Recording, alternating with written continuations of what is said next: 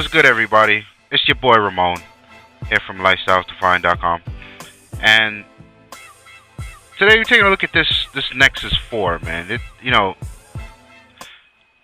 I acquired this through a very very odd circumstance. I'll put the link in the show notes so you can see. But shout out to T-Mobile for that. So this is one of those devices where it completely eluded me, and I've known that this thing's been a hot commodity in the Android world for quite a bit, and I just didn't pay attention to it. I'm a Windows Phone guy, and I had a Galaxy 2, and that would suffice for me. Then I got a 3, and something went wrong with that. So this is where I'm at right now. Let me tell you, this is a great device. Start from the hardware. It's not bad. It's a 4.7-inch display. The screen. It's got a really nice high-resolution screen, which I guess the phrase people are coining these days is full HD, and it's definitely an IPS display, so it's definitely the quality is where you need it to be. The design I think is very nice, even though it does, and it's designed by LG. If you're familiar with LG devices, you can kind of from the time you took a gander at it or you held it in your hand, you can kind of tell that it is an LG device. But it's so attractive, the curves on it, the way the lines, and even if you take a look on the side right now, you see this sparkly, whatever that is, that's baked into the material, and on the back, it's got this real nice. Look at that, yeah, that's nice. The light on the camera really brings it out. It's a nicely designed device.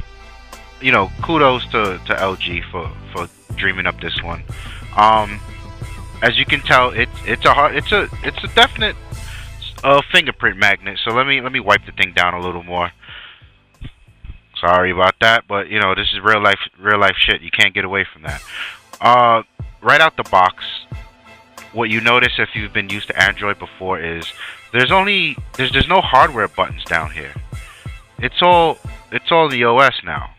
So you've got your back button, you've got your home button, and you've got your multitask button here. There is no menu button, which took me by surprise because I was coming from a Galaxy 2, which had 4 buttons, and that took me a while to get used to.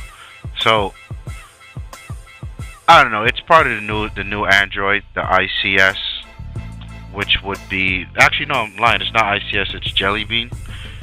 So it does take some getting used to. So much so that some applications have what's called a legacy menu button. Let's see if it's not even here. It appears down in the lower right. I'm trying to think of an app that had that. I can't think of one right now. But if you do miss your menu button, it usually appears as 3 vertical dots over in the bottom right, and you can get to your menu list. Software wise, this is running the latest 4.2.1. When I got it, it was an update to that. Before that was 4.1.1. Very minuscule changes, I'd say. They added the quick menu. They added the quick menu up in the top here. So that's dope. I got no complaints about that. The experience, I think, what I like the most about it, it's just Android. It's straight Jelly Bean.